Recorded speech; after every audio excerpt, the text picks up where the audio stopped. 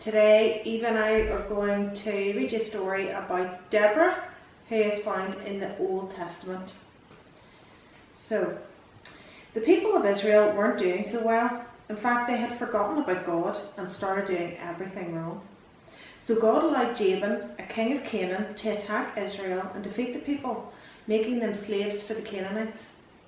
King Jabin had a huge army with 900 iron chariots that was led by a cruel man named Sisera. He was so mean to the people of Israel that they remembered the Lord and they called out to him for help. That was the first smart thing that the Israelites had done in a long time. The other smart move was listening to Deborah, a female judge who loved and followed God. Day after day, Deborah would sit under a special palm tree that they actually named after her, the palm tree of Deborah. And she would listen to the Israelites' problems and make decisions about what to do. Everyone respected her opinion. One day, God told her to send a message to a man named Barak. She told him, "The Lord, the God of Israel, commands you, go and gather 10,000 men. Lead them to Mount Tabor, where I will make Sisera, the commander of Jabin's army, come to you. I will help you to defeat Sisera there." Can you imagine? God had just given Barak the green light to defeat the awful people who had been treating his people so badly. And God promised to help him do it. Awesome. Barak must have felt powerful, right? No. He was scared. So scared that he told Deborah, "I will only go if you will go with me." Unlike Barak, Deborah was brave and trusted God. She agreed to go, but she told Barak that he wouldn't get credit for the victory. Even though Barak had dragged his feet, God still fought for Israel and sent Sisera's huge army into mass confusion. In the end, Barak and Deborah won an incredible victory anyway, and Israel was saved. Wow, what an amazing story about Deborah.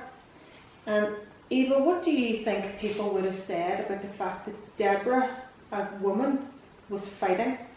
I think that they would have been amazed, and they were confused that she would want to do that because she's a woman and she shouldn't be doing the stuff that men would normally do. That's right. So people around her were probably saying, "Don't do that.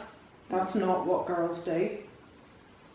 But Deborah was willing to be used by God in a really amazing way, in a way that went against everything that her culture and her people would have been used to. But she didn't let them put her off.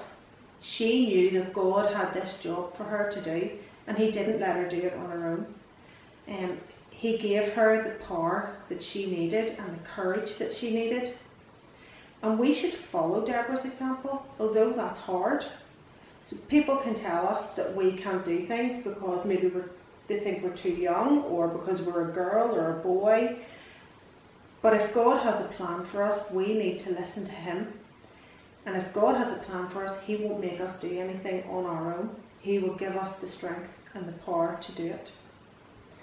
So we're going to pray now. So show me, what is it you do for your prayer? Wash your hands and let's pray.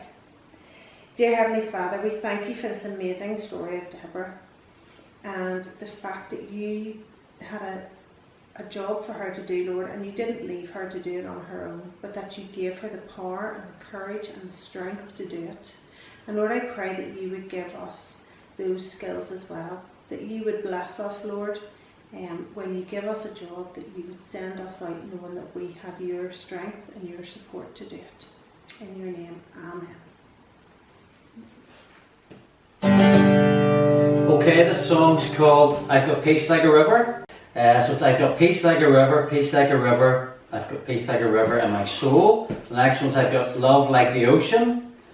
The next verse is "joy like a fountain." And then the third verse, you can mix them all up a wee bit, just for fun. Okay, so let's give this a go. So